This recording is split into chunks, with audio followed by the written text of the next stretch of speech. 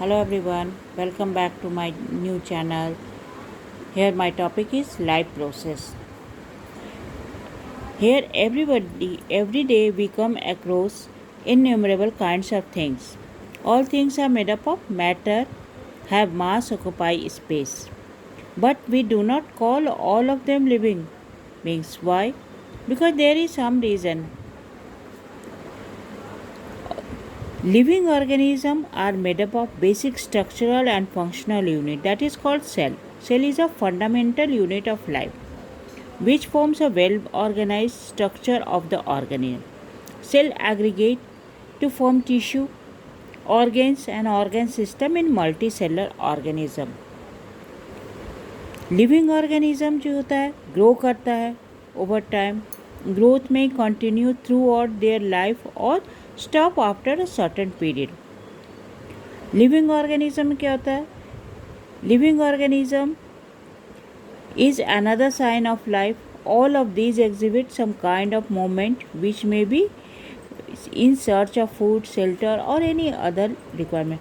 So living organism grow करता है, उसे shelter की requirement होती है. Each organism have a definite lifespan during which it perform various life supporting activities to its survival and maintenance of its structure. If these activities are not carried out in an orderly manner, the organism may die. These activities are known as life process. तो life process में क्या होता है कि कुछ activities जो होती है उसको परफॉर्म किया जाता है, अदरवाइज लाइफ जो है संभव नहीं है. For example, life process are aware that a number of important activities take place within the body of organism. These activities occur continuously even if they are asleep, sitting or doing nothing. कभी कभी क्या होता है कि life process में जो कुछ activities होती है वो कॉन्टीन्यूसली होती रहती है. जैसे ब्रीदिंग हो गई, हार्ट बीट हो गई, चाहे organism are asleep, sitting or doing nothing. Life process comprise the following. Life process में न्यूट्रिशन हो जाता है, रेस्पिरेशन हो जाता है, रिप्रोडक्शन होता है एंड एक्सक्रीशन होता है. First of all, nutrition. All living organism require particular amount of energy and raw material for cell metabolism, maintenance and repair of the cell and growth. Energy is also required for the various chemical process which manufacture substances in living organism. These organisms and raw material are obtained from the external environment in the form of food.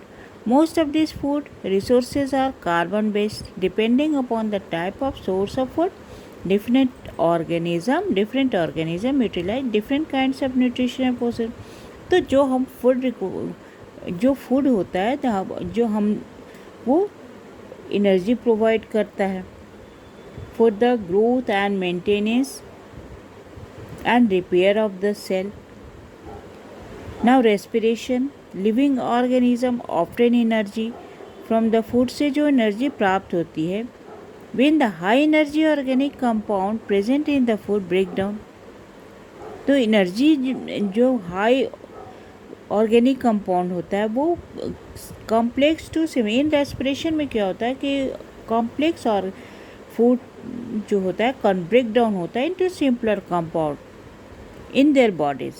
For this, a series of stepwise complex biochemical reactions occur within the body under the influence of several enzymes. इसमें बहुत सारे enzyme का भी role होता है और जो reaction होती है एक स्टेप वाइज रिएक्शन जो होता है हमारे बॉडी के इनसाइड कंप्लीट होता है.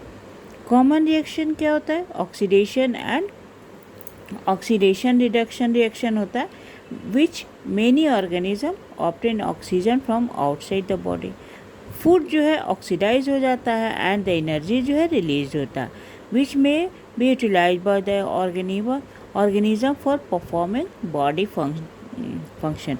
अब ये जो एनर्जी जो प्रोवाइड होता है वो यूटिलाइज होता है ऑर्गेनिज्म जो उसको यूटिलाइज करता है डिफरेंट टाइप्स ऑफ एक्टिविटीज़ में, फंक्शन में, और it gets stored in the body for future use. और जो रिमेनिंग होता है वो बॉडी में स्टोर हो जाता है for the future use.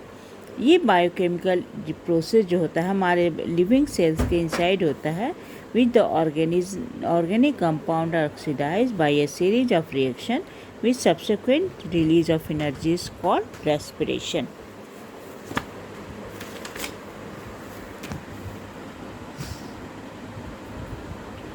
Now transportation.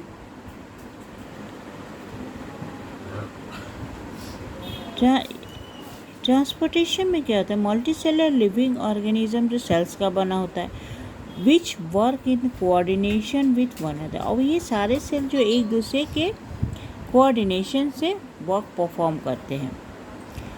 बहुत सारे केमिकल प्रोसेस लगातार जो है continuously take place in the body. As a result of इस numerous products are being formed in the body of all the time.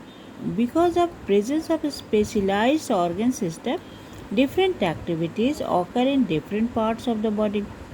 But to remain alive, all cells should get benefit of the activities taking place in different parts. For example, foods और oxygen जो होता है available होता है to all the cells of the body. Food और oxygen जो है cells के में अवेलेबल होता है, no matter where as they are formed और present. This function is carried out by the transportation system.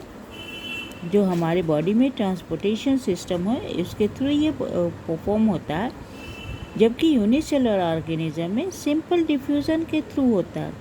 Simple diffusion के थ्रू जो रिक्वायरमेंट्स होती है न्यूट्रिशन की या और फूड की, न्यूट्रिशन और O2 की जो रिक्वायरमेंट होती है वो डिफ्यूज़न के थ्रू परफॉर्म होती है।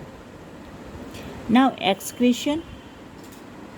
एक्सक्रीशन एक केमिकल रिएक्शन है, ये हमारे बॉडी के इनसाइड होता है और प्रोड्यूस बोथ यूज़फुल सब्सटेंसेस भी होता है और हार्मफुल सब्सटेंसेस भी प्रेजेंट होता है हमारे बॉडी में। यूज़फुल सब्सटेंसेस जो है ऑर्गेनिज्म के थ्रू यूटिलाइज्ड हो जाता है, जबकि वेस्ट सब्सटेंसेस जो है यूजलेस होता है but also may cause serious damage. अगर ये यूजलेस है ये हमारे बॉडी को डैमेज कर सकता है। If allowed to remain in the body for a longer time, अगर ये बहुत देर तक हमारे बॉडी में रहता है तो ये हमारे बॉडी को हार्म कर सकता है। और ये waste product are therefore required to be remove to और eliminate from the body by the process of excretion के थ्रू। ये जो वेस्ट प्रोडक्ट है हमारे बॉडी से एलिमिनेट हो जाते हैं, एलिमिनेट रिमूव्ड और perform by a specialised system called excretory system. अभी ये तो बहुत ब्रीफ में है, नेक्स्ट वीडियो में मैं इसको एक पूरे प्रॉपर वे में एक्सप्लेन करके बताऊंगी।